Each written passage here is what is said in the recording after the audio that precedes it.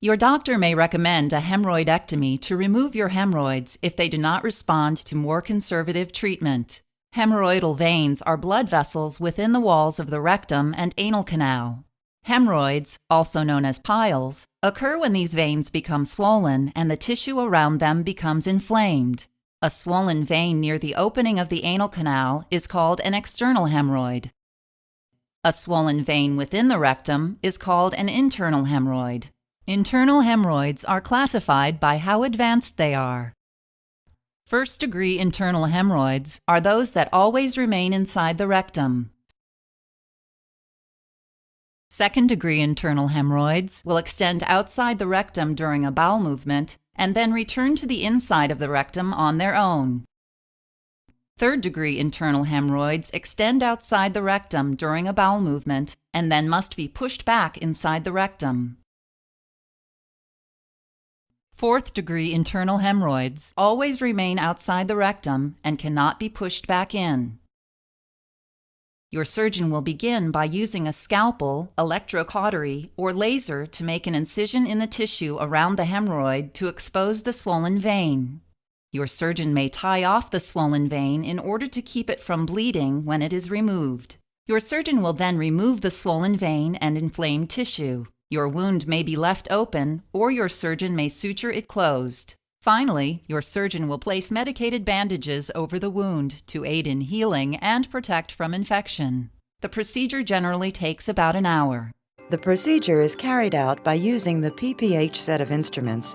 The kit includes a 33mm hemorrhoidal circular stapler, a circular anal dilator, a purse string suture anoscope, and a suture threader. The patient is positioned in the prone jackknife or lithotomy position. The anal verge is gently massaged and dilated before inserting the dilator. It is recommended that the obturator be inserted alone as part of the dilation process. This will help to prevent damage to the internal sphincter. The obturator is then removed and the circular anal dilator with the obturator in place is inserted. This pushes back the mucosal prolapse into the anal canal. It is important that the tubing aspect of the dilator, which is 3 centimeters in length, overlies the dentate line. This will help prevent damage to the dentate line and the internal sphincter. The skin is milked out to flatten the tissues. This will help ensure that the dilator has been inserted far enough to protect the dentate line. The phalange and affixed to the perineum with 3 to 4 sutures. The purse string suture anoscope is inserted through the circular anal dilator, facilitating a circumferential purse string suture of only the mucosa and the submucosa. The purse string is positioned near the tip of the anoscope. Use of 2-O-proline SH or monocryl on a UR6 needle is recommended for the purse string. The purse string sutures are placed close together, 6 to 12 small bites, to allow better traction of the mucosal prolapse. Each insertion of the needle is near the exit point of the last insertion. The purse string should be at the same level circumferentially. At each stitch, the purse string suture anoscope is extracted, then rotated and inserted again. Rotating the anoscope while it is fully inserted in the circular anal dilator can twist the mucosa and cause an improper asymmetric purse string suture. A finger is placed in the anus and the purse string is tightened to check that there is uniform circumferential closure and no skips or gaps. The location of the purse string suture must ultimately result in a staple line that resides at least 2 centimeters above the dentate line. Once the purse string suture has been completed, the hemorrhoidal circular stapler is fully opened and inserted with the anvil placed beyond the purse string suture. It must be confirmed that the anvil crosses the purse string. A careful examination is conducted to confirm that the entire circumference of the mucosa is up against the center of the rod. A surgical knot is made to secure the tissue onto the anvil shaft, and with the help of the suture threader, the ends of the threads are pulled through the lateral channels of the stapler. The stapler is then partially closed, advancing the stapler housing into the anal.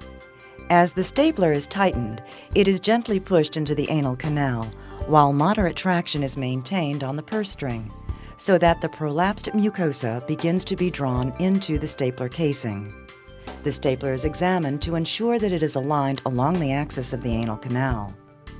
Prior to firing, the 4 centimeter mark on the stapler casing is positioned at the level of the anal verge, placing the staple line at the proper height. If the patient is a woman, check the posterior vaginal wall to be certain that it has not been incorporated in the staple line. As the stapler is fully closed for approximately 30 seconds before firing and approximately 20 seconds after firing, acts as a tamponade, which may help promote hemostasis. A stapler facilitates its extraction. Additional turns can cause interposition of mucosa between the anvil head and the upper edge of the circular anal dilator.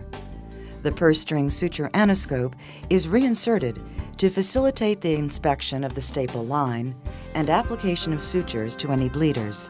Some surgeons may use Spongostan-like products to improve hemostasis, or a catheter to detect late bleeding. The removal of skin tags, if present, is not recommended because this will result in greater postoperative pain for the patient.